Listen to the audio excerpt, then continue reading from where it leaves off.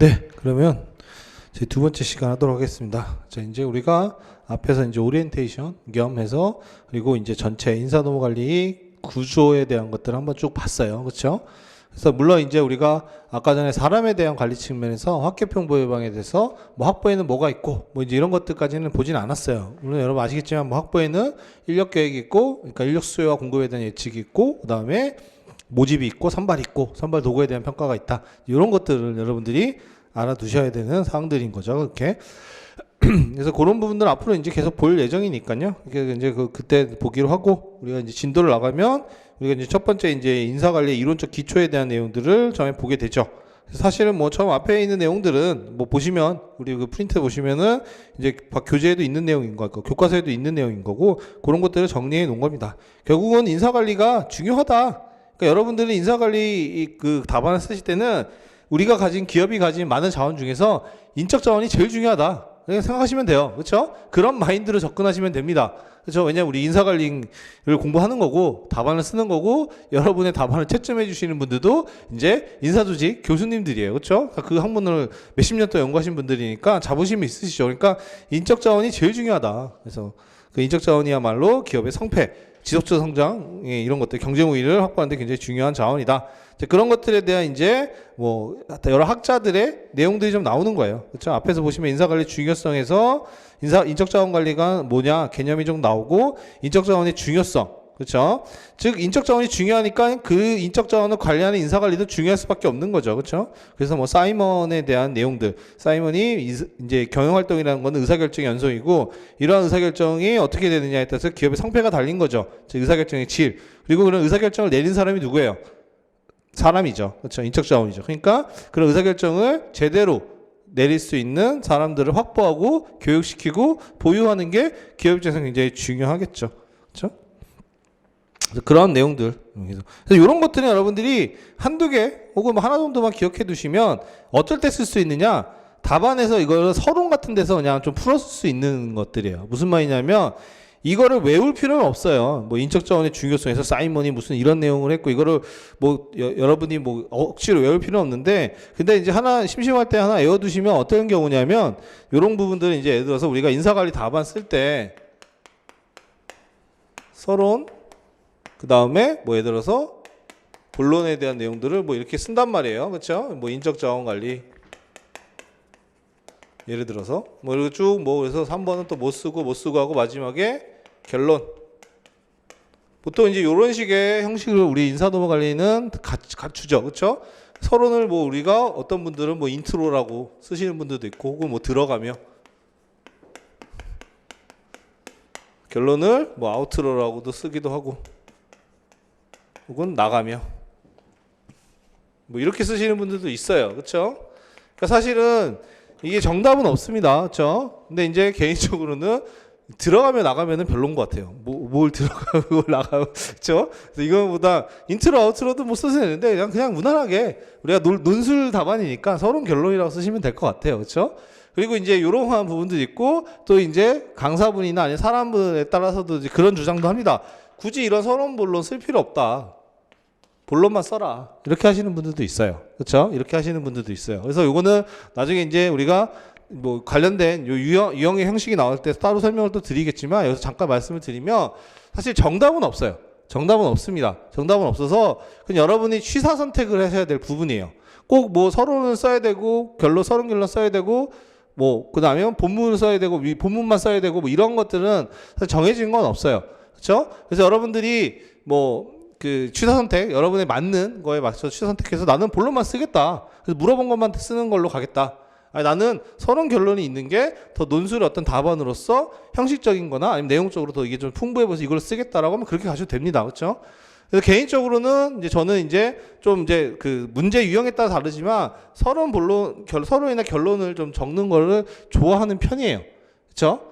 그러니까 왜냐하면 이제 이게 하나의 이제 스토리처럼 연결되려고 그러면 앞단에서 이런 식으로 끌어가고 뒤에서 마무리해주는 내용들이 있어야 전체 답안이 조금 논리적으로도 보이면서 하나의 스토리처럼 연결시킬 수도 있기 때문에 개인적으로는 서론 결론을 좋아하는 편이고 제가 드리는 답안의 대부분은 이제 서론 결론이 있을 거예요. 그렇죠? 그래서 그런 것들 보시면 되는데 다만 문제는 뭐냐면 이러한 서론 결론을 쓰는 게 쉽지는 않아요. 그러니까는 의미 없는 서론을 쓸 거면 안 쓰는 게 낫죠. 그렇죠? 의미 없는. 그러니까 되게 막 그 서론도 막 되게 이상하게 쓰거나 의미 없는 건 안 쓰는 게 낫고 결론도 마찬가지인데, 근데 이제 여기에 좀 유의미한 서론을 쓸 수 있다 그러면 훨씬 더 답안이 돋보이는 측면은 있습니다. 그렇죠? 그래서 항상 제가 예를 드는 것 중에 하나가 그런 거예요. 이제 많이 부분이 있는데, 이 임팩트 있게 시작하는 그 서론을 쓰는 건데, 이 서론에서 뭔가 인적 자원에 대한 내용들이 뭐 나온다 그러면 아까 말한 것처럼 뭐 이런 사이먼의 내용들을 우리가 인용해서 이만큼 인적 자원이 중요하고 인사 관리라는 게 기업에서 핵심적인 기능으로서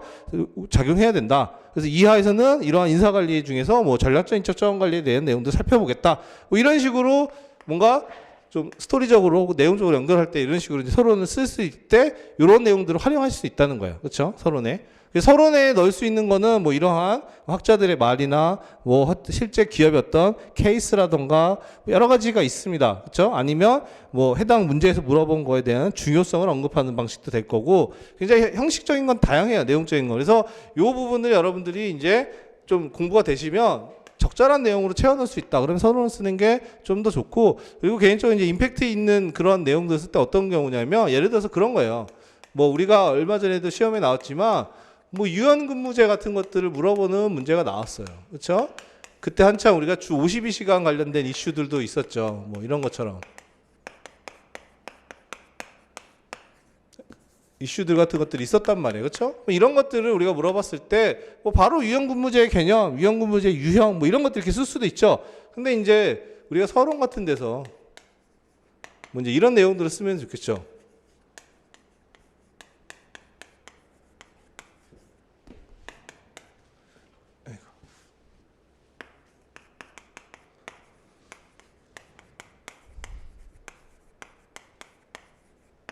이런 식으로 서론에서, 그러니까 이런 것들을 우리가 이제 부재라고 얘기를 하는 건데, 우리 인사노무 관리는 이런 부재들을 활용하시면 좋습니다.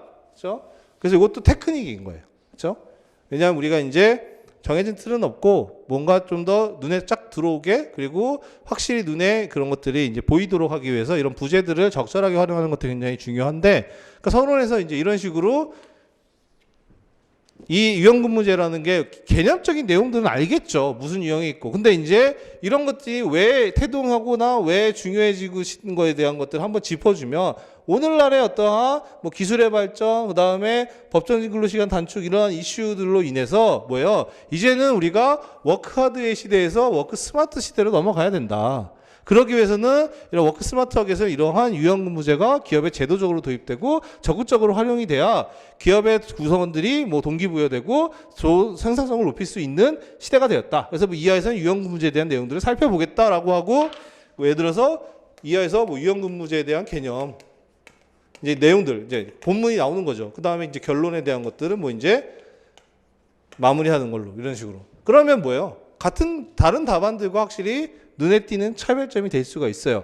이 제도에 대한 것들을 좀 더 폭넓게 이해하고 있고, 그게 어떤 의미가 가지고 있는지도 드러나기 때문에, 그러니까 이러한 형태로 우리가 답안을 구성하는 것들이 좀 어떻게 보면은 좋은 답안이 될 수 있는 하나의 방편이기 때문에, 그래서 뭐 서론이나 이런 것들도 이렇게 우리가 쓸 수 있으면 쓰는 게 좋다라고 말씀을 드리는 거고, 그러한 서론들을 쓸 때 몇 가지 팁들이 있는데, 그 중에 하나가 이제 이러한 이제 뭐 여러분들이 보다 보면은 뭐 이런 내용들 있죠. 그러니까 요게 우리가 문제에서 물어본 내용과 맞닿아 있고 충분히 인용이 가능하다 그러면 뭐 사이먼 얘기든 뭐 이런 오라일리 얘기든 페퍼의 얘기든 뭐 이런 것들을 조금 간단하게 언급하고, 그렇죠? 서론은 너무 또 길어도 안 됩니다. 그렇죠? 그래서 간단하게 언급하고 그런 식으로 이제 임팩트 있게 혹은 그거 관련된 걸 자연스럽게 끌어가면서 문제에서 물어본 걸 답변을 넘어갈 수도 있겠죠. 그래서 그런 측면에서 여러분들이 한번 보시면 될 것 같아요. 그래서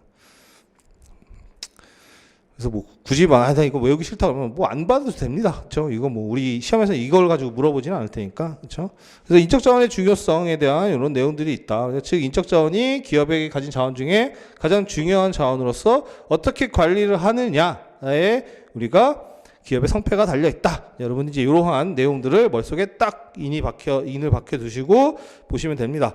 그 다음에 이제 경영학과 인사관리는 그냥 읽어보시면 돼요. 이거는 것들은 뭐 중요한 건 아닙니다. 그렇죠? 뭐 이 객관식에서는 이런 것들을 꼼꼼히 봐야 되겠지만 우리 시험에서는 그러진 않기 때문에 그냥 읽어보시면 되고, 그 다음에 인사관리의 발전도 이거는 그냥 한번 보시면 돼요. 중요한 거는 이제 거기 4페이지부터 나오는 이론사죠.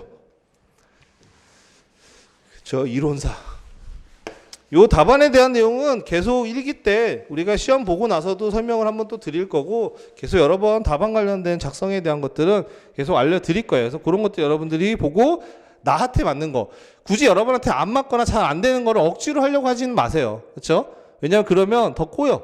그럴 수 있어요. 그렇죠? 왜냐하면 이런 서론도 쓰면 좋은데 나는 너무 쓰는 게 어려워. 그런 분들 분명히 있어요. 잘 안 돼. 근데 이걸 억지로 하려고 하다 보면 어떤 형태가 벌어지냐면 막상 시험장 가서 이 서론 쓴다고 생각하면서 시간 다 잡아먹어요. 그러다 보면 뭐예요? 막상 써야 될 본문을 못 써. 아니면 이거를 부실하게 써. 그럼 뭐예요? 손해란 말이에요. 그렇죠?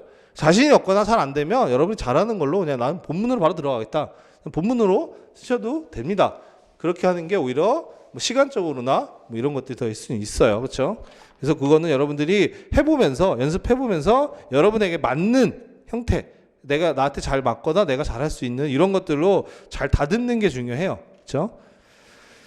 자, 그러면 이제 우리가 중요한 이제 이론사에 대한 것들을 볼 겁니다. 그렇죠? 자, 이론사라는 거는 결국은 뭐냐면 우리가 HRM이라는 요 그 인사관리에 대한 것들을 학문적인 그동안의 흐름, 토대, 그렇죠? 이 인사관리를 어떠한 관점에서 바라봐야 되느냐에 대한 그동안의 학문적인 발전사이자 토대라고 보시면 됩니다. 그래서 이 이론사라는 게 우리 시험에서도 간혹 나와요. 간혹 나옵니다. 간혹 나오고 특히 잘 나오는 게 전략적 인적 자원 관리가 자주 나왔죠. 그렇죠? 그렇기 때문에 여러분들이 이 부분은 꼭 보셔야 되는 내용 중에 하나예요. 물론 이제 최근에 우리가 그 인간관계적 접근에 대한 내용들, 그렇죠? 호성공장 실험 관련된 거, 그 다음에 기출문제 찾아보시면 아시겠지만 최근에 그거 문제, 그 다음에 전략적 인적 자원 관련 문제가 최근에 나오긴 했어요. 최근에 나오긴 했기 때문에 당장 뭐 올해 또 나오지는 않을 가능성이 높죠. 그렇죠? 근데 그 출제 가능성 여부를 떠나서 요 내용은 여러분들이 인사관리를 하는 데 있어 기본적으로 깔고 있어야 백그라운드에 대한 내용들이기 때문에 여러분들이 잘 봐두실 필요는 있습니다. 그러니까 출제 여부와 무관하게. 그렇죠? 자, 이론사는 간단해요. 우리가 기계적 접근부터 시작해서 뭐예요?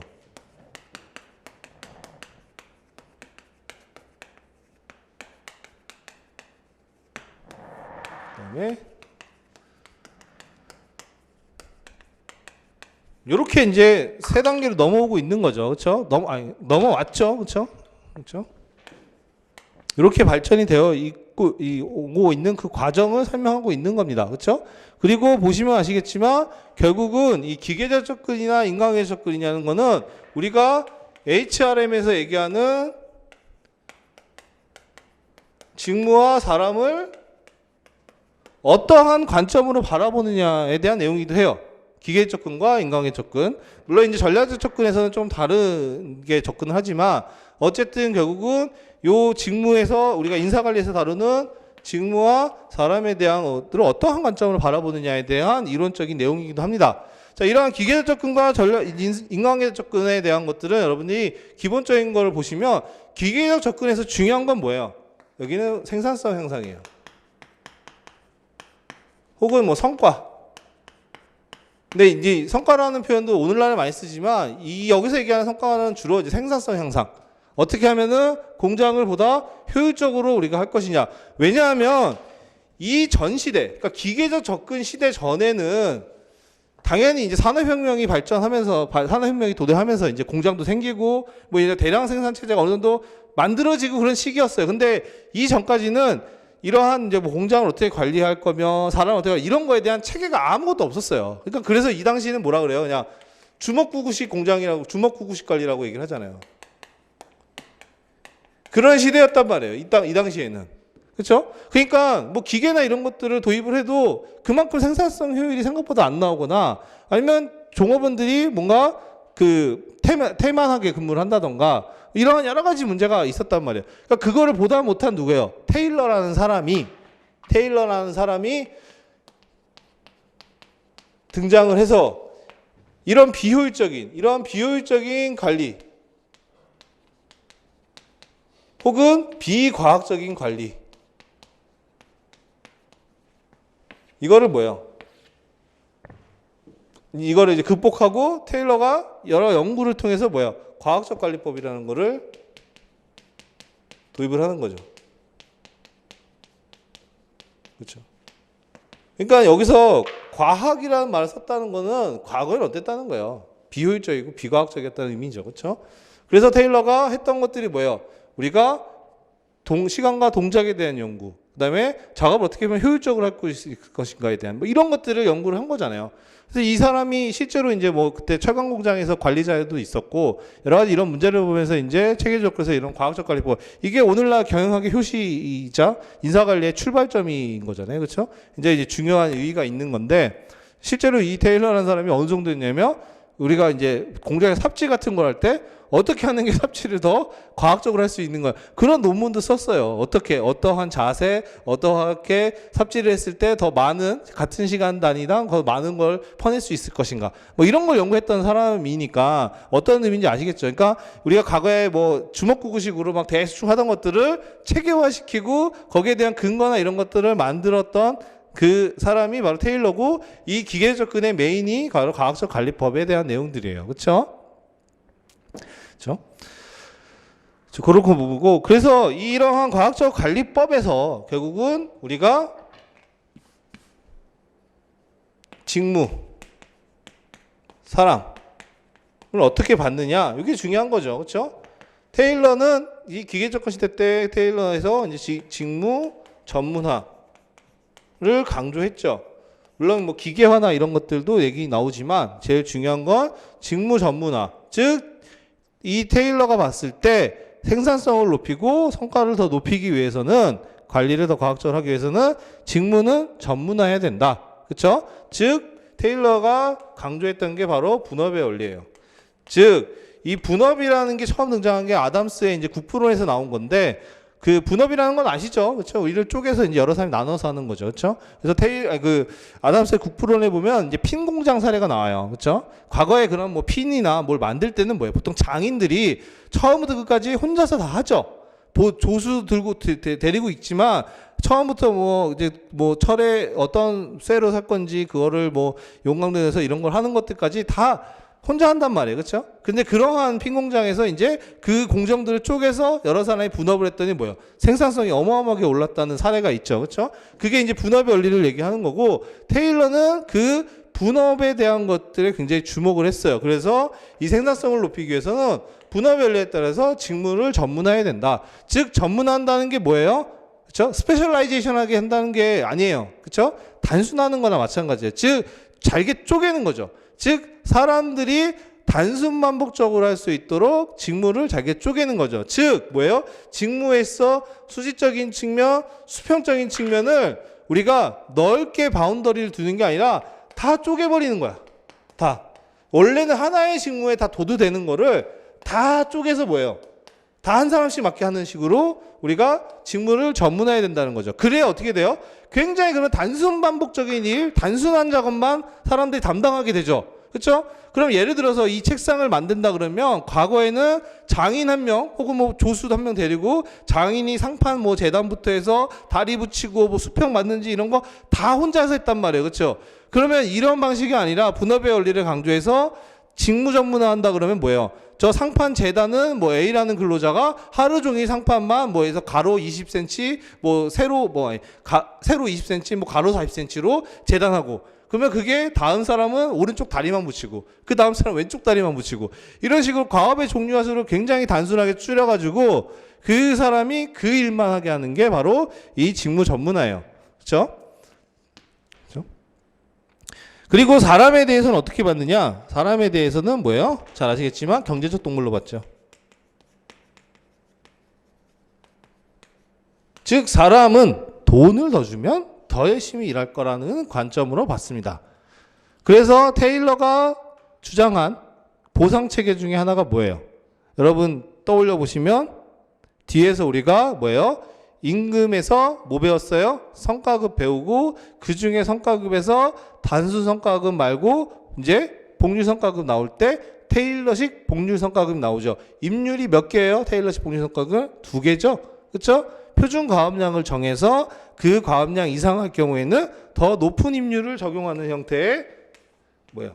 이러한 성과급제 기억나시죠? 테일러식 복률 성과급. 그래서 테일러는 뭐예요? 연구를 통해서 이 작업은 이러한 성태의 사람들이 몇 시간 동안 하면 하루에 10개를 만드는 게 표준이다 라는 것들을 다 조사하고 해서 정해요.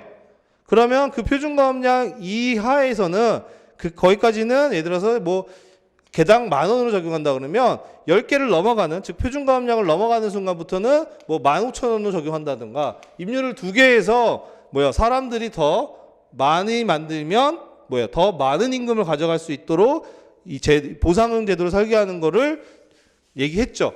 그게 왜냐하면 사람은 더 많은 돈을 주면 더 열심히 일할 거라는 경제적 동물의 근거를 하기 때문에 그렇고, 이거에 근거해서 테일러가 얘기했던 게 바로 차등성과급 제도죠.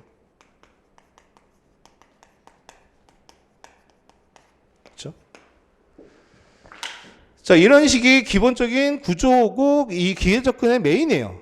그쵸? 즉, 우리가 말 그대로 기계적 접근이잖아요. 그러니까 쉽게 말하면 말에서도 이어지는 뉘앙스가 그렇잖아요. 사람을 기계처럼 보는 거예요. 단순하게 보는 거죠. 단순하게. 그쵸? 그러니까는 사람은 사람을 보는 게 아니라 공장의 어떤 한 부속품처럼. 그러니까 단순하게 만들면 갈아끼기도 쉬운 거잖아요. 우리가 여러분들 복잡한 기계는 고치기도 어려워요. 그렇죠? 복잡한 기계는 고치기도 어려고 수리비도 많이 나오죠. 근데 단순한 기계는 고치기도 쉽죠. 그러니까 이런 직무정보가 단순화하면 얘가 문제 생기면 갈아 끼면 되는 거야. 그렇죠? 갈아 끼면 되고 더 그게 효율적으로 우리가 이제 생산성을 높일 수 있는 하나의 수단인 거죠. 그러니까 이런 식이 되고, 그다음에 경제적 동물이니까 이제 돈 더 준다고 꼬시면 더 열심히 일할 거라는 거죠. 이러한 조합을 했을 때 공장 관리가 과학적으로 되고 생산성은 오를 거다. 실제로도 이렇게 관리를 해서, 그렇죠? 관리가 체계적으로 되면서 이 산업에 대한 발전, 즉 생산성이 비약적으로 성장했죠. 그러니까 여러분이 지금 이러한 풍요를 누릴 수 있는 건 어떻게 보면 이게 있었기 때문에 그런 거예요. 그렇죠? 그래서 이게 이제 메인입니다. 그렇죠? 그래서 근데 이제 여기서 여러분 끝나면 안 되죠. 그러면 이제 결국 이러한 이제 이런 이론적인 내용이 나오면 항상 여러분 그걸 아셔야 돼요. 이론이 나오면 공헌은 뭐고, 그렇죠? 시사점은 뭐고, 그 다음에 비판이나 한계는 뭔지, 요걸 항상 여러분들이 보셔야 돼요. 그렇죠? 그게 우리 인사관리에서 굉장히 중요합니다. 그렇죠? 그래서 어쨌든 기계적 접근이 이러한 내용을 가지고 있고, 이러한 내용을 토대로 우리가 공장 관리를 과학화 시켰을 뿐만 아니라 생산성을 굉장히 비약적으로 올려줬죠. 산업 발전을 크게 이바지했어요. 그렇죠? 다만 당연히 문제가 생기겠죠. 어떤 문제가 생겼어요? 인간 소외 현상, 그렇죠? 혹은 노동 소외, 혹은 그냥 소외 현상, 문제 다 똑같은 말이에요. 즉 이런 식의 관리 자체가 기업주 입장에서는 생산성을 높이고 많은 돈을 벌게 해주고, 사회 전체적으로 봤을 때는 풍요롭게 이제 그런 산업적인 발전을 이끌었지만, 일을 하는 그 사람들 입장에서 본다 그러면 나는 그냥 하루 종일 똑같은 일만 반복적으로 하는 그러한 기계처럼 이제 공장에서 일을 하는 거죠. 그렇죠?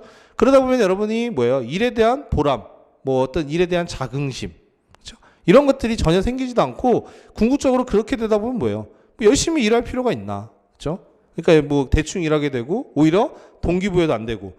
그래서 이러한 사람을 기계처럼 어떤 그 작업장에서 인간으로 보지 않는 이런 인간 소외 현상, 노동 소외 현상이 발생하게 되고, 그게 사회적인 문제가 될 뿐만 아니라, 이러한 전문화 이러한 것들을 우리 추구하다 보니까 전문화하면 생산성이 무조건 오른다? 그렇지도 않았어요. 전문화를 했는데 오히려 전문화를 하면 할수록 성과가 떨어지는 이러한 현상도 벌어진단 말이에요.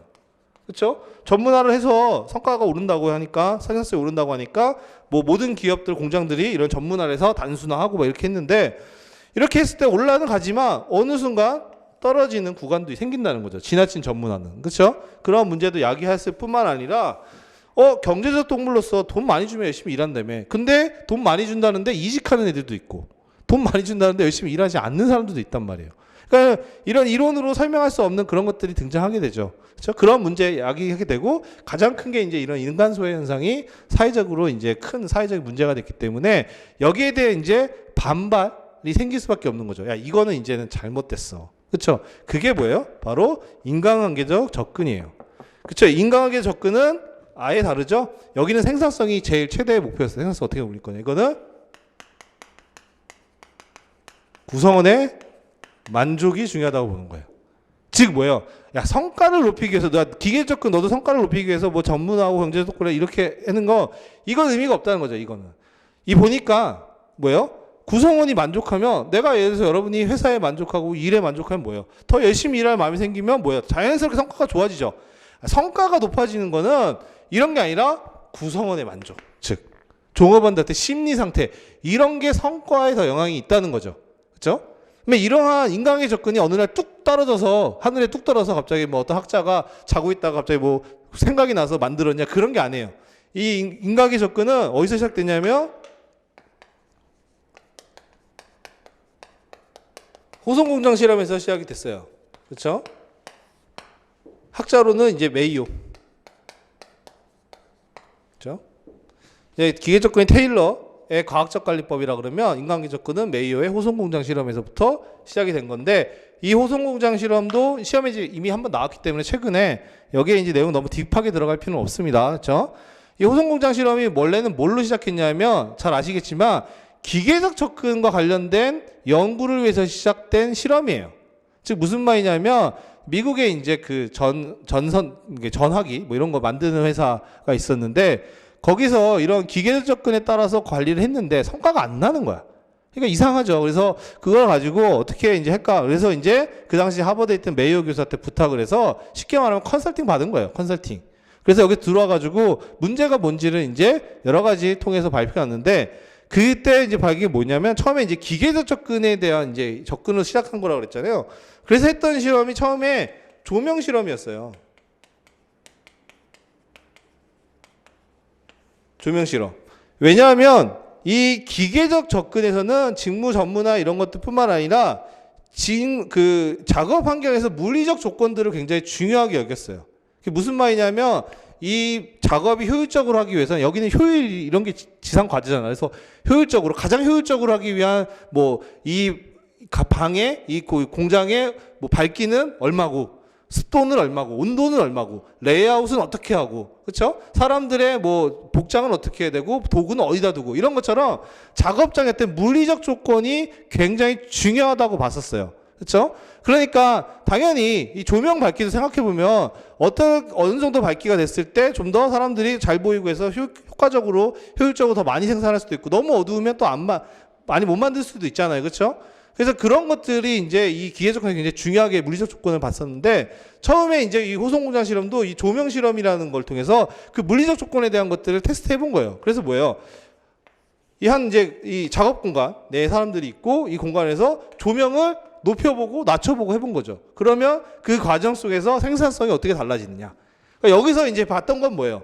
생각했던 거는 조명을 이렇게 낮추고 높이면 뭐예요? 생산성도 같이 올랐다가 낮추면 떨어져야 되잖아요. 그렇죠? 우리가 생각하는 그렇잖아요. 이게 우리가 이 방에서 생산성을 가장 높이기 위한 최적의 밝기를 찾겠다라고 하면 조명을 룩스 단위잖아요. 그렇죠? 그래서 뭐 이거를 뭐 1룩스씩 계속 올려보는 거지. 그래서 봤을 때 뭐예요? 예를 들어서 뭐 70 우리가 산업보건법령에 따르면 75룩스가 기본 이제 일반적인 거고 130으로 할까요? 산업법에서는 이제 일반 공장 같은 경우는 130이에요. 130 룩스가 이제 기본적으로 기준인데 예를 들어서 이렇게 했더니 뭐 130 룩스가 됐을 때 가장 가장 생산성이 좋더라. 사람들이. 그럼 뭐예요? 이걸 다시 낮춰. 그럼 뭐예요? 성과가 떨어져야겠죠. 원래는. 근데 희한하게 조명의 밝기는 낮추는데 성과는 계속 올라. 이런 형태가 벌어진 거예요. 그러니까 이상한 거죠. 생각했던 거와 다르게. 그래서 도대체 이상한 결과가 나오니까 사람들 여기 일했던 여성 직원들한테 이제 물어본 거죠. 막 물어보고 이제 조사를 해봤더니 어떤 게 있었냐? 이제 여기 작업 공간에서 일하던 이런 선택된 분들이 어떤 생각을 가졌었냐면 회사에서 뭐 하버드의 되게 유명한 교수님 초빙해서 우리를 대표로 해서 회사를 위한 뭔가 실험을 한다더라. 그러니까 우리가 회사의 대표이자 회사의 얼굴이고 우리가 잘해야 된다.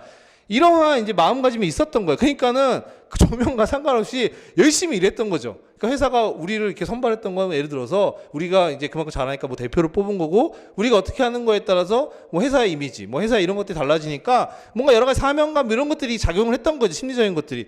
그래서 이 사람들이 열심히 일했던 거예요. 그러니까는 조명의 밝기와 상관없이 뭐예요? 그러니까 즉 물리적인 조건이라는 조명의 밝기와 상관없이 이 사람들의 심리 상태로 인해서 뭐예요? 성과가 잘 나오는 거죠. 그렇죠? 여기서부터가 이제 새로운 걸 이제 발견하는 거죠. 성과라는 거에 꼭 이런 물리적 조건이라는 게 크게 작용하지 않는구나. 오히려 뭐예요? 일하는 사람들의 심리 상태가 성과에 더 큰 영향을 미치는구나라는 거를 알게 된 거죠. 그러면서 추가적으로 한 8년간 실험을 한 거예요. 여러 가지 면접 조사도 하고 배정기 실험도 하고 뭐 이런 것들 관련돼서. 그래서 나온 게 이제 바로 이러한 인간관계적 접근인 거예요. 그렇죠? 이렇게 타동한 겁니다. 즉 그러다 보니까 이제 이거에 대한 기계 접근에 대한 반발로서 이런 인간관계 접근이 등장하게 된 거고, 요게 이제 하나의 이론으로서 자리 잡은 거죠. 그러면 이러한 인간관계적 접근에서 직무는 어떻게 보고 사람은 어떻게 보느냐라고 했을 때, 직무는 인간관계 접근에서는 뭐예요? 비전문화를 얘기하죠. 뭐 다른 말로 하면 이제 확대화, 직무 확대화도 여기에 포함이 될 수 있습니다. 어차피 여기서부터 시작된 거니까 직무 확대화가. 즉 과거에 기계적 접근에서 직무 전문화 이런 것들을 얘기했다 그러면 인간관계 접근은 전문화 안 돼. 그건 오히려 구성원의 만족도를 떨어뜨리고 성과를 떨어뜨리는 그러한 요인들이기 때문에 비전문화 해야 돼. 전문화하면 안 돼. 즉 뭐예요? 직무 확대화가 필요하다는 거죠. 그렇죠? 그리고 추가적으로 과거 이제 기계 접근에서는 어떤 직무에 있어서 물리적인 작업 조건들을 중요시했다 그러면 인간관계 접근에서는 뭐예요? 물리적인 작업 조건을 중요하게 생각 안 하는 부분도 있는 거죠. 예, 그거 성과 설계에서 뭐 습도, 온도 뭐 이런 거 해봤자 의미 없어. 구성원의 만족이 더 성과에 큰 영향이 있다는 거죠. 그렇죠? 그 다음에 사람에 있어서는 뭐예요? 사회적 동물로 봤죠. 즉 사람이라는 게 단순해서 돈만 많이 준다고 해서 열심히 일하는 게 아니라 결국 이 조직 내에서 사람들과 어울려서 그 사람들과의 인간관계 영향을 받는다는 거죠. 그러니까 여러분도 마찬가지잖아요. 돈 많이 줘도 내가 모시는 상사가 정말 최악이야. 그럼 뭐예요? 동기부여 돼요? 안 되죠. 돈 많이 줘도 연봉이 내가 이 회사에 이직해 오면서 많이 뛰었어. 연봉은 정말 안 부럽지 않아. 근데 하필 이직해서 왔는데 내 상사가 정말 최악의 상사야. 뭐 주말에도 연락하고 뭐 못하면 막 엄청 그렇게 구박하고. 그러면 뭐예요? 그럼 일하는 게 싫죠. 그렇죠? 당연히 동기부여 안 되죠. 그렇죠? 아니면 이직을 했는데 오다 보니까 구성원들이랑 잘 어울리지 못해. 뭐 왕따를 당해. 뭐 이러면은 뭐예요? 안 되죠. 그렇죠? 그러니까 결국은 인간은 사람은 사회적 동물이다. 그렇죠? 이런 것들이 이제 인간관계 접근에서 얘기하는 거죠. 완전히 대척되는 얘기들을 하고 있죠. 그렇죠? 그러니까 보는 관점 자체가 완전히 바뀐 거예요. 그래서 인간관계적 접근으로 오면서부터 뭐예요? 이제 사람이라는 거에 대해 주목을 하게 된 거예요. 그러니까 이 기계 접근 시대 때는 그냥 사람은 인적 자원이 아니라 기계 같은 존재였어요. 그렇죠? 기계 같은 존재였기 때문에 이 사람이 무슨 생각을 하고 이런 게 중요한 게 아니었단 말이에요. 그렇죠? 근데 이제 인간관계 접근 오면서 뭐예요? 이 사람이라는 게 결국 뭐 생각도 하고 사람들과 관계에서 행복감도 얻고 이러한 사람이라는 존재이기 때문에 거기서 어떻게 이제 이런 사람들을 만족시켜 주느냐가 오히려 기업의 성과에 더 큰 영향이 있다는 거죠. 그렇죠? 그러면서 180도 바뀌면서 이때부터 이제 인적 자원 뭐 이제 이런 것들이 이제 이때부터 의미가 생기기 시작하는 거죠. 사람이라는 거에 주목하기 시작하니까. 그렇죠? 그게 이제 인간관계 접근에 대한 기본적인 내용인 겁니다. 그렇죠? 흐름이 이렇게 돼요. 그래서 여러분들이 이 흐름들은 스토리처럼 잘 기억을 해두시면 될 것 같아요. 그리고 각각의 메인들, 뭘 중요시 여기고 그거에 대한 근거가 되는 게 이제 기계 접근은 결국 생산성 향상, 효율성, 뭐 성과 이런 것들이 중요시 여기고 그거에 대한 뭐 학자나 이론적인 근거는 테일러의 과학적 관리법, 그렇죠? 그다음에 직무는 전문화, 물리적 작업 조건을 중요시 여기고 사람은 경제적 동물, 차등 성과 급제, 뭐 그다음에 인간관계 접근은 구성원의 만족, 매요의 호송 공장 실험, 비전문화, 직무 확대와 사회적 동물. 그렇죠? 이 과정에서 크게 계기가 됐던 게 인간 소외 현상. 이런 것들 흐름대로 여러분들이 쭉 기억을 해두시면 되는 사안이고요. 여러분이 이제 잘 알아두셔야 될 내용은 얘죠, 사실. 왜냐하면 이거는 지금 오늘날이에요, 오늘날. 전략적 접근 오늘날. 그렇죠? 오늘 날이고 지금 여러분이 배우는 인사관리가 이런 전략적 접근 하에서 나오는 전략적 인사관리예요. 그렇죠? 그러니까 이 부분인 겁니다. 그렇죠? 그래서 이 전략적 인사관리, 전략 접근 관련한 내용들은 이제 출제가 한번 최근에 됐어요. 그러니까 우리가 그 자원 기반 이론에 대한 내용들. 그러니까 왜냐하면 여기에서 이제 가장 이론적인 걸로 근거를 한다 그러면 자원 기반 관점이 중요한 이론적인 근거예요.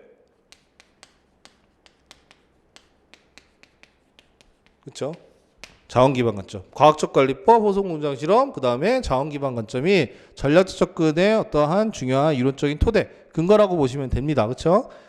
자, 이 자원 기반 관점이라는 거는 뭐예요? 리소스 베이스드 뷰라고 해가지고 뭐예요? 이 당시가 이제 좀 이거 뭐 이런 것까지는 크겠는데 이제 시대가 달라진 거예요. 그렇죠? 이렇게 넘어오면서 시대가 이제 급변한 거죠. 이때까지만 해도 뭐예요? 산업에서는 공장에서 만들어서 팔면 막 다 팔리고 막 이런 시대였어요. 뭐 마케팅으로 막 고민하고 그런 시대가 아니라 뭐 산업이 성장하고 사람들이 이제 그런 새로운 물품들 생기니까 막 시장이 막 무한정 커지면 무한정까지는 아니지만 막 급속 성장하면서 물건 만들어서 팔면 막 팔리고 이런 시대였단 말이에요. 그러다가 이제 뭐예요? 이제 그게 수요보다 공급이 늘어나니까 뭐예요? 사람들이 이제 뭐 가질 건 다 가지고 뭐 이러면 그 상황에서 뭐예요? 만든다고 무조건 팔리는 게 아니죠. 잘 만들고 그렇죠? 사람들이 뭐 그 매력을 느낄 수 있는 포인트를 소구해야 돼요. 이렇게 팔리는 시대가 이제 되는 거죠. 그렇죠? 그리고 더 나아가서 뭐예요? 70년대 이후부터는 해서 글로벌처럼 이제 우리나라에서 혹은 국내에서만 아니라 뭐 전 세계의 어떤 경제권들이 거기서 이제 경쟁하게 되고 하게 되죠. 특히 이제 70년대 되면서 80년대 들어가면 더 심해지죠. 그렇죠? 글로벌화 되면서. 그러니까 이러한 복잡한 경영 환경 속에서 어떻게 하면 우리가 기업이 잘 살아남을 수 있을까? 그런 것들을 연구한 거예요. 왜냐하면 가만 봤더니 같은 사업을 하는 A라는 기업, B라는 기업이 있는데 얘는 잘 나가. 근데 얘는 망했어.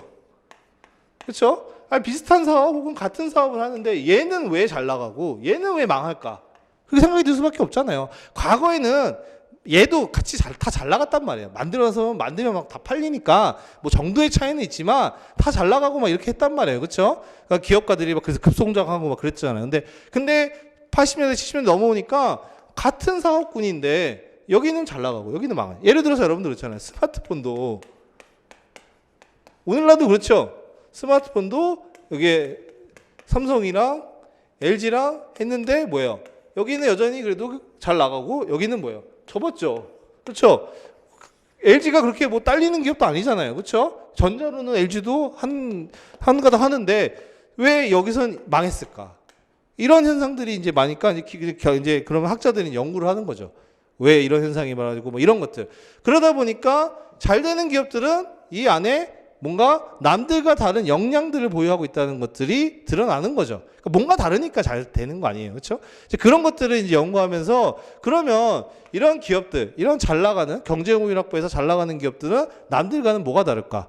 어떻게 경쟁 우위를 확보했느냐? 이런 것들을 연구하다 보니까 이러한 잘 나가는 기업들은 남들이 다른 그러한 자원들을 확보하고 있더라. 그게 이제 뭐예요? 불이오라고 얘기하는 것들이죠. 그렇죠? 요거 아시겠죠? 불이오 혹은 뭐 불인이라고도 하기도 하고 불이유 혹은 불인 다 똑같은 말이에요. 다 똑같은 말. 그렇죠? 그러니까 그 연구를 하다 보니까 경쟁 우위를 확보하기 위해서 경쟁에서 살아남기 위해서는 남들이 가지지 못한 자원들을 가져야 된다는 거지. 그런 가진 데들이 성공한다는 거죠. 가치 있는 자원이어야 되고, 그렇죠? 그다음에 희소해야 되고, 모방이 불가능해야 되고, 그다음에 조직화가 가능한 그런 자원들, 그렇죠? 원래는 처음에는 여기서 시작한 거예요. 가치가 있고, 그렇죠? 밸류어블하고 레어하고 모방이 불가능하고 대체가 불가능해야 된다. 그렇죠? 혹은 똑같은 내용이죠. 또 가치가 있고 레어하고 모방이 불가능하고 이것도 non substitutable 해가지고 on이나 이렇게 해서 대체 불가능이라고 이렇게 했다가 근데 이제 결국은 뭐예요? 모방이 불가능한 거나 대체가 불가능한 거랑 똑같은 내용이잖아요. 그렇죠? 그래서 그걸 합쳐가지고 이제 I로 이거 unimitable로 하고 그다음에 organization 이게 이제 새롭게 들어온 건데 어쨌든 이런 불이오 모델이라는 것들이 나와서 봤더니 경쟁 우위를 확보할 수 있는 그런 기업들 하는 보면은 이러한 특징을 가진 이러한 자원들을 가지고 있더라. 가치가 있고, 그렇죠? 이렇게 쓸까요?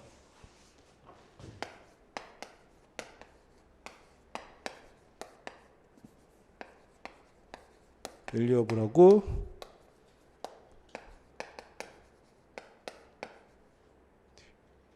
이미 이거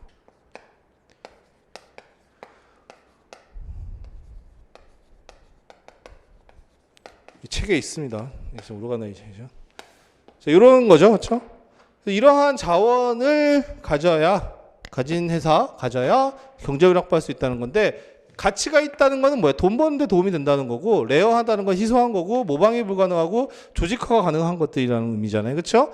자, 이러한 관점에서 봤더니, 조직이 가진 많은 자원들 중에서 그 중에 하나였던 인적 자원을 가만히 봤더니 뭐예요? 밸류업을 하죠. 인적 자원은. 왜? 인적 자원은 돈을 벌 수 있으니까 돈 버는 데 자원이 되는 거잖아요. 그리고 우수한 인적 자원은 뭐예요? 희소하죠. 그렇죠? 핵심 인재, 우수한 인재. 스티브 잡스 이런 사람들이 흔해요? 아니죠. 희소하죠. 그 다음에 우수한 인적 자원은 모방도 불가능해요. 복제 인간이 등장하지 않는 이상 모방이 불가능해요. 그리고 이런 인적 자원들은 조직화해서 우리가 관리할 수 있죠. 그렇죠? 딱 봤더니 인적 자원이 딱이네. 이런 관점이 생긴 거. 그러니까 뭐예요? 인적 자원이야말로 이러한 자원 기반 관점이었다. 인적 자원이야말로 우리가 저 상대방, 적들을 누르고 경쟁 우위를 확보하는 데 있어 가장 중요한 자원이구나라는 것들이 이때서 이제 등장한 게 된 거예요. 인간계 접근은 어쨌든 사람에 이제 초점을 맞춰서 눈이 이제 사람에 들어와서 결국 일을 하는 건 사람이구나. 얘네들 좀 더 신경을 써줘야지. 얘네들이 뭐 잘 만족할 수 있도록 좀 달래도 주고 사탕도 주고 뭐 이렇게 해서 해야지. 그러한 관점이라 그러면 여기서 넘어와서 뭐예요? 인적 자원이야말로 기업의 경쟁 우위를 우리 조직 목표 달성에 있어서 엄청나게 중요한 자원이구나라는 거를 이 전략 접근 시대 때 이제 나타나게 된 거죠. 그렇죠? 그래서 이제 이때 이제 이게 여기서 되는 게 바로 우리가 흔히 말하는 전략적 인적 자원 관리가 등장하게 되는 거예요. 그렇죠? 영어로는 이제 SHRM이라고 하는, 그러니까 우리 인적 자원이 이제 여기서부터는 이제 꽃을 피는 거예요. 꽃을 피는 거예요. 인적 자원을 이제 제대로 관리해야 우리 기업이 생존할 수 있고 지속 가능 발전할 수 있고 경제 우위를 확보할 수 있다라는. 그러니까 그만큼 인적 자원의 중요성이 팍 올라가는 거죠. 그리고 그러한 인적 자원을 또 관리하는 인사부서도 뭐예요? 격상되는 거죠. 전략적 파트너 뭐 이런 식으로. 그렇죠? 그게 이제 이러한 전략적 접근 시대의 내용입니다. 그러면 이제 궁금하신 게 있죠. 그러면 직무는 어떻게, 사람은 어떻게인가요? 라고 했을 때 전략적 관점에서는 그런 관점이 없어요. 뭐 직무를 뭐 어떻게. 왜냐하면 전략이라는 건 뭐예요? 결국은 상황에 따라서 우리가 가장 효과적인 것들, 취사 선택을 하는 것들이 중요해요. 그렇죠? 전략이라는 건 그거지. 그렇죠? 그렇기 때문에 여기서는 뭐 우리가 이 얘네들이 봤던 것처럼 뭐 직무는 뭐가 전문화해야 되고 이런 게 아니라 필요한 경우는 전문할 수도 있는 거고 비전문할 수도 있어요. 여러분 오해하시면 안 되는 게 이렇게 넘어왔다고 해서 얘는 이제 필요 없어. 얘는 이제 쓸데없는 이론이야. 이런 게 아니에요. 아직도 살아 있습니다. 왜냐하면 일정 부분에서는 전문화가 효율적인 부분이 있어요. 그렇죠? 모든 게 아니라 상황에 따라서. 그리고 당연히 이러한 성과급제 같은 경우나 경제동물 측면에 대한 것도 동기부여 요인에서 아직도 있습니다. 그렇죠? 돈 많이 주는데 싫어하는 사람 어디 있어요? 그렇죠? 그러니까 아직까지는 다 그런 거예요. 그러니까 우리가 인사관리라고 해서 뭐 여러분들 이런 거 배우면은 이렇게 넘어왔으니까 얘는 이제 의미가 없지. 이렇게 보시면 안 돼요. 그렇죠? 그래서 어쨌든 그런 게 이제 전략적 접근에 대한 기본적인 내용인 겁니다. 그렇죠? 그래서 여기서 중요한 게 뭐냐면 이 기점으로 해서 사람에 대한 가치가 인적성이 굉장히 중요해졌죠. 그러면서 이제 이때부터 뭐예요? 우리가 인사관리에서 기본적인 개별적인 활동 중에서 학계평 보유방에서 특히 어떤 것들이 어떠한 기능이 주목받았을까요? 인적 자원이 이제 중요해졌어. 자원이라는 말도 이제 쓰게 됐어. 인적 자원. 학계평 보유방 중에서 과거보다 이렇게 넘어오면서 이 시대에 넘어오면서 중요해진, 예전에는 이제 거의 뭐 밖에 내놓은 자식 취급하다가 이렇게 넘어오면서 주목받고 그게 중요해진 기능이 있어요. 뭘까요? 그게 개발이에요. 이제부터. 특히 이제 교육훈련 쪽. 과거에 예를 들어서 이때 시대 때는 그 우리가 인사관리를 초기에 했다가 교육시키고 이런 게 중요했을까요? 그냥 기계 같은 부품 같은 사람들인데 돈 들여서 시간 들여서 교육할 필요가 없죠. 그러니까 이때는 뽑아서 뭐예요? 그냥 오리엔테이션, 직무교육 간단하게 하면 끝이었단 말이에요. 얘가 무슨 일이 시켜면 다른 사람 대체하면 되는 거지. 얘한테 돈 들여서 뭐 이걸 더 잘할 수 있게 교육을 시키고 이런 것들은 중요하지 않았어요. 이때도 조금은 이제 그런 교육적인 것들이 뭐 관심을 받겠지만 이때까지도 어쨌든 사람에 대한 관심은 있지만 그게 충분히 그렇게 어떤 인사관리 어떤 기능으로서 하나의 파트로서 중요하게 그 각광받는 건 아니었던 시대인데 이렇게 넘어오면서 뭐예요? 이제는 인적 자원이 어떤 자원이에요? 중요한 자원이에요. 그리고 자원이잖아요. 자원은 투자를 하면 아웃풋을 기대할 수 있어요. 즉 ROI라는 것들을 우리가 생각해 볼 수 있다는 거야. 투자한 만큼 회수할 수 있는 것들이 있어요. 그런 가치가 생긴 거죠. 이전까지는 부품이고 그냥 일회용이고 막 이런 개념이었다 그러면 이때부터는 이제 중요한 자원이 어떻게 관리를 하느냐. 그러면 우리가 가진 인적 자원의 퀄리티가 올라가면 올라갈수록 뭐예요? 더 가치가 있어지고 더 희소해지고 더 모방이 불가능해지는 거잖아요. 그렇죠? 그러니까 이때부터 교육 훈련이라던가 이런 개발 활동에 대한 것들이 중요해지기 시작한 거죠. 왜? 과거에는 이거는 쓸데없는 짓이었어요. 그러니까 기계 접근이나 이럴 때는 야 이거 쓸데없는 짓이야 이거. 그렇죠? 쓸데없는 짓인데 이제 관점이 바뀌고 가장 중요한 자원이고 투자를 해서 회수를 할 수 있고 얘네들이 역량이 올라가고 더 질이 올라갈수록 이거는 더 확보가 되는 거니까 선순환이 된다는 관심이 생긴 거죠. 그러니까 뭐예요? 이 시점부터 이제 교육이 훈련이나 개발이라는 이런 기능들이 굉장히 중요해지게 된 거죠. 그래서 오늘날 많은 기업들은 뭐예요? 다 교육 훈련이나 이런 것도 신경 엄청 많이 써요. 돈이나 시간도 많이 쓴단 말이에요. 그래서 일례로 대표적으로 이런 걸 어떻게 볼 수 있냐면 과거에는 우리가 인사부서 그냥 옛날에 HRM이라고 해서 HR 부서, HRM이라고만 했어요. 그렇죠? 근데 이제 오늘날에는 큰 기업들 체계가 좀 갖춰진 데 보면은 인사부서 따로 있고 인적자원 개발부서 HRD 부서라고 따로 있어요. 그만큼 뭐예요? 이제 과거에 이 교육훈련은 요 안에 들어있던 하나의 그냥 새빵살이 하던 친구였는데 그만큼 중요해지니까 이런 것들을 이렇게 따로 별도로 신경 키워서 부서로 만들 만큼 파이가 커지고 중요해진 거죠. 그래서 기업이 이런 HRD를 어떻게 할 것이냐 이것도 굉장히 중요하단 말이에요. 그래서 많은 대기업들이 여기에 투자하죠. 그래서 보면 여러분도 뭐 LG에 가면은 LG 인하원, 뭐 롯데 인재교육원 뭐 이런 데 다 있어요. 그런 데서 뭐 그런 승진자뿐만 아니라 교육이나 이런 것들 어마어마하게 많이 합니다. 그렇죠?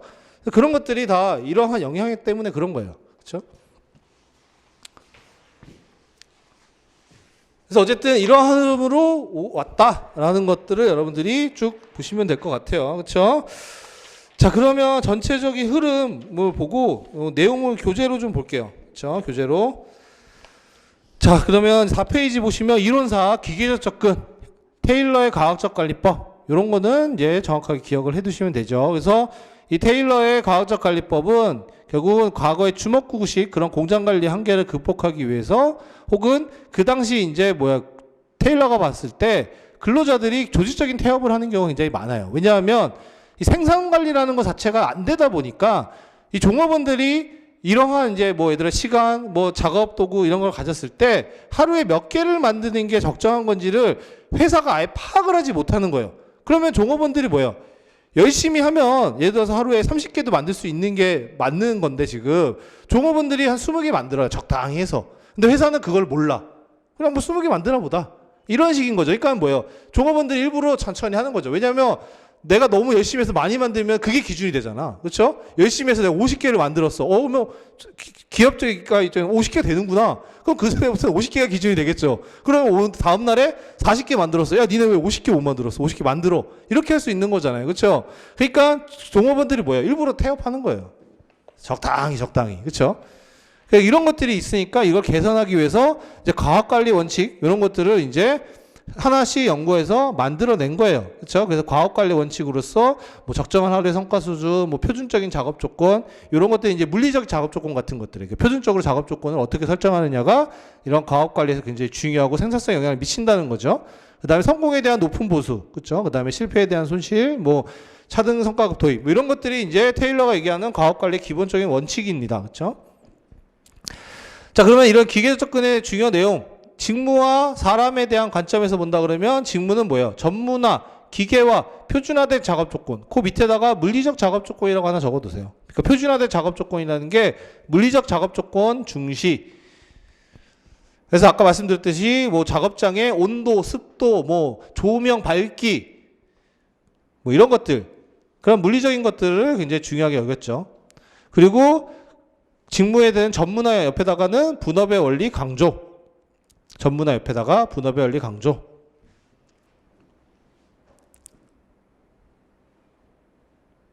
그게 이제 기계적 접근 시대 때 직무에 대한 해석 관점이라고 보시면 됩니다. 그렇죠? 그리고 이 사람에 대해서는 경제적 동물로 봤죠. 그렇죠? 그게 메인이고, 그리고 뭐 생산의 한 요소, 높은 대체성. 그러니까 결국 보시면 뭐예요? 사람을 사람으로서 안 본 거죠. 그렇죠? 그냥 하나의 기계처럼 본 거예요. 상품처럼.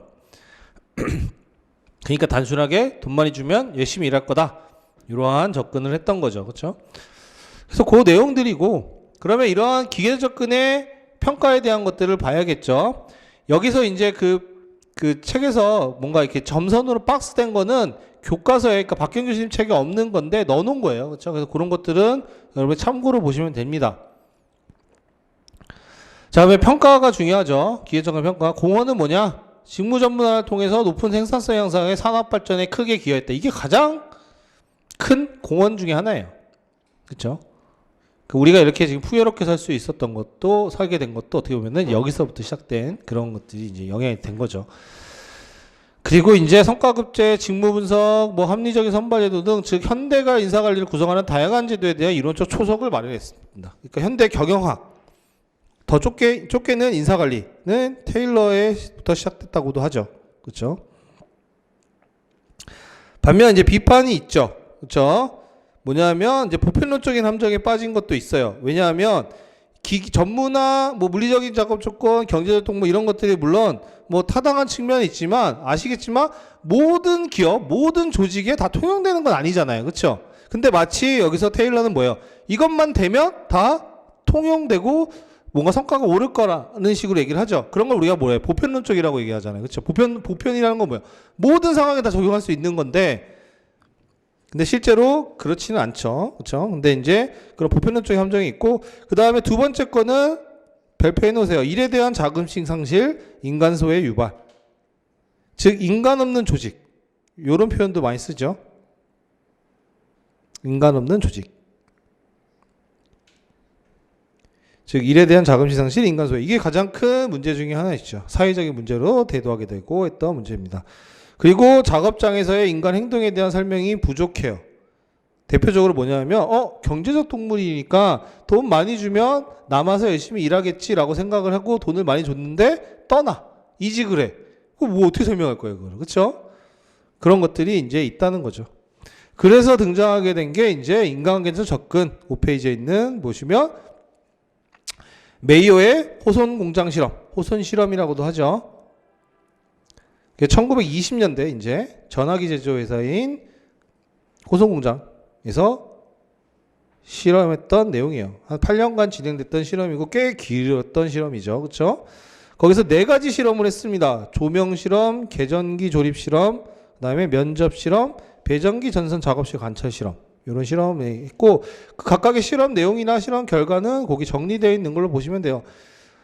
호송공장 요거는 이제 우리 그 최근 기출에서 바로 나왔기 때문에 요거 물어보는 문제 나왔어요. 그렇죠? 나왔기 때문에 최근에 기출에서 요것도 그대로 물어보는 거는 당분간은 나오진 않을 거니까 그냥 여러분들이 요런 4가지 실험이 있구나라는 거 정도 기억해 두시고 인간관계 접근이 내용적인 측면에서 직무와 사람을 어떻게 보는지 정도만 잘 봐두시면 됩니다.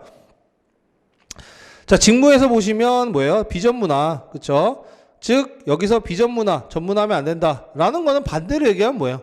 직무 확대화 필요하다. 그래서 그 옆에다가 직무 확대화 또 하나 적어 놓으세요. 그 비전문화, 전문화 시키면 안 된다는 게 결국 확대하는 거죠. 그렇죠? 그리고 물리적 작업 조건에 대한 낮은 평가. 그렇죠? 아까 전에 말씀드렸죠. 물리적 작업 조건 뭐 이 온도니 습도니 조명의 밝기니 뭐 이제 그런 햇볕에 얼마나 들어오니 이런 것들 물리적 작업 조건은 중요한 게 아니다. 뭐 심리적이고 사회적인 것도 중요하다는 거죠. 그래서 거기에 보시면 사람에 대해서는 사회적 동물로 봤고요. 그리고 심리적인 측면을 강조했습니다. 즉 성과에 영향을 미치는 것은 그 사람들의 만족 심리 상태가 성과에 더 큰 영향을 미친다는 내용이에요. 그렇죠?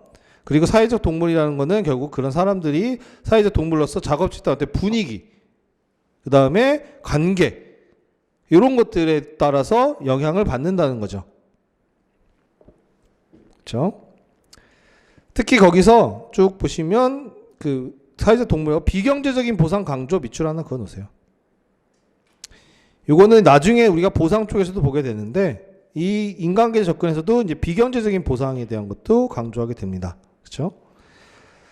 그 다음에 그 밑에 비공식 집단이라고 되어 있어요. 즉 인간계에서 접근에서는 비공식 집단을 굉장히 중요하게 생각합니다.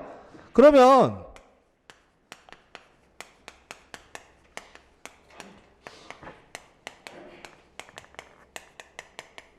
비공식 집단이 있다는 거는 반대로 공식 집단이 있다는 거겠죠. 그렇죠? 그럼 이게 뭐냐? 공식 집단이라는 거는 간단해요. 회사의 조직이에요. 즉 뭐예요? 팀, 부, 뭐 실처럼 회사가 조직으로 구성이 되어 있죠. 뭐 예를 들어서 A라는 회사예요. A라는 회사 조직도를 보면 여기에 뭐 CEO가 있고 그 CEO 밑에 뭐 예를 들어서 본부가 있고 본부 밑에 팀이 있다. 이런 식으로 구성이 되어 있겠죠. 조직도가. 그렇죠? 요게 뭐예요? 공식 집단, 공식 조직인 거예요. 회사에서. 그렇죠? 요게 우리가 알 수 있는 회사의 공식적인 거죠. 그러면 비공식 집단은 뭐냐? 말 그대로 비공식이에요. 이건 공식적으로 알 수 없는 건데 이건 뭐냐면 예를 들어서 이렇게 A라는 팀이 있어. A라는 팀을 봤더니 팀장이 있고 그 밑에 팀원이 뭐 한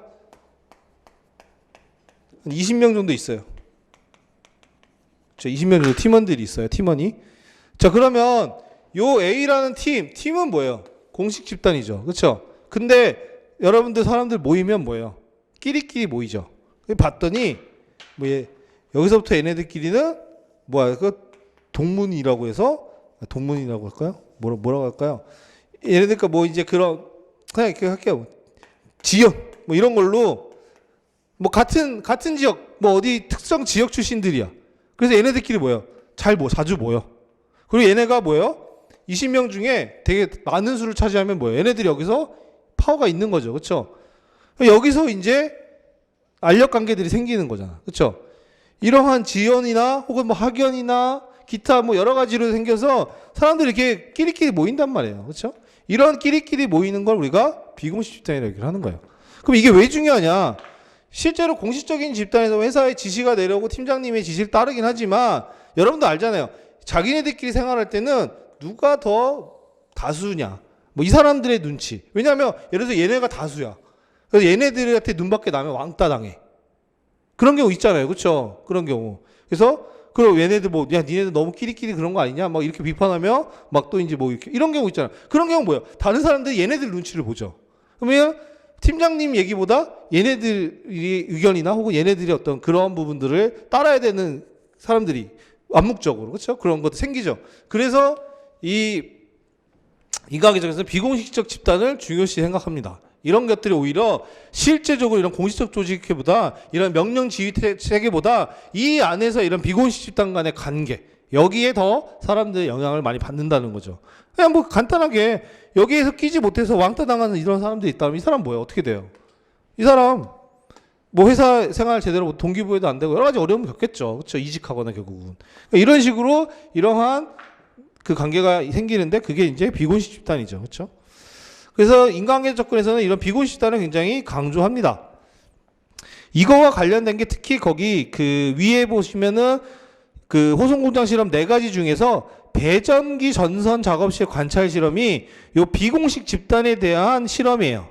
그러니까 그런 내용들을 확인한 거죠. 즉 회사의 공식 조직, 공식 집단과는 별도로 자주적인 비공식 조직이 존재하며, 그렇죠? 어떤 데를 가든 그렇죠. 그 속에서 발생한 집단 압력이 생산성에 영향을 미친다는 거죠. 그러니까 비공식 조직이 더 큰 영향을 미친다는 거야. 왜냐하면 이때 이 실험에서 보면은 그 비공식 조직의 그 메인 멤버들이 더 중요해서 얘네들 그런 거예요.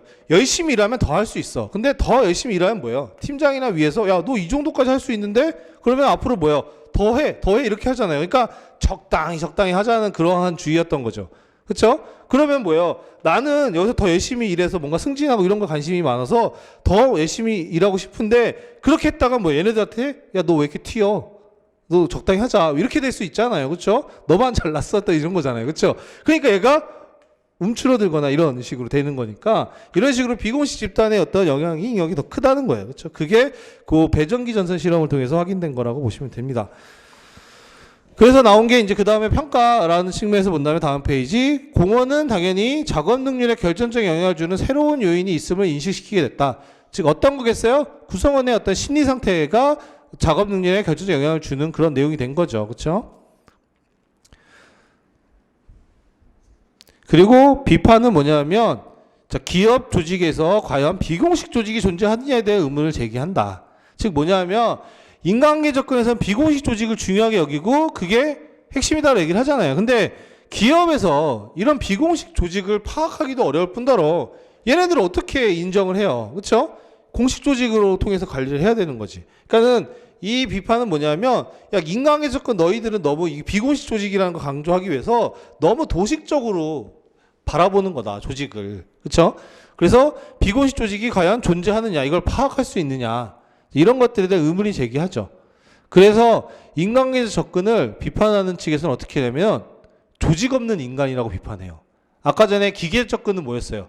인간 없는 조직이었죠. 근데 인간관계적 접근에 대해서 뭐라고 비판하면 조직 없는 인간이라고 얘기해요. 왜? 비공식 조직에 대한 것들을 강조하지 공식 조직 이런 것들은 그 중요성을 별로 안 보잖아요. 그렇죠? 근데 기업에서 결국은 뭐예요? 핵심은 공식적인 조직인 건데 비공식 조직은 뭐예요? 그냥 눈에 보이지도 않는 그러한 끼리끼리 모이는 건데, 이제 그런 것들을 중요시 여기니까 조직 없는 인간, 이런 표현들을 비판할 때 씁니다. 그 다음에 노동조합 측은 이제 사탕발림 인사관리, 슈가 매니지먼트라고 비판을 하죠. 이건 뭐냐면 결국은 그런 거예요. 구성원의 만족, 행복이 중요하니까 이제 경영자들이 우쭈쭈만 하는 거죠. 그러니까 아유 잘했어. 그러니까 실질적으로 뭐예요? 돈을 좀 더 주고 복리후생을 주고 뭐 이런 것들이 개선이 돼야 되는데 그게 아니라 그냥 잘했다, 이런 말로 때우는 뭐 이런 부분들도 있는 거고, 그러니까 좋은 말, 그렇죠? 그 슈가 매니저 그런 것들도 있고, 또 하나 이제 뭐냐면 결국은 인간관계에서 접근도 말로는 보시면 뭐예요?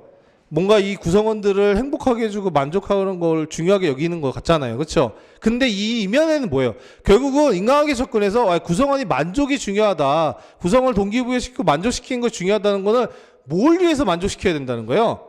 결국 기업의 성과를 높이기 위해서는 구성원의 만족이 중요한 거다. 즉 이런 구성원의 만족도 그 자체의 목적이 있는 게 아니라 이걸 통해서 뭐예요? 기업 성과를 높이기 위한 거지, 결국은 이게 우리를 위한 게 아니라는 거죠. 그렇죠?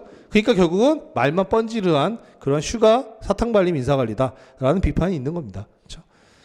자, 이게 이제 기계 접근과 인간관계 접근 내용이고, 좀 쉬었다가 전략적 접근이랑 전략적 인적 작업 관리까지 쭉 한번 볼게요.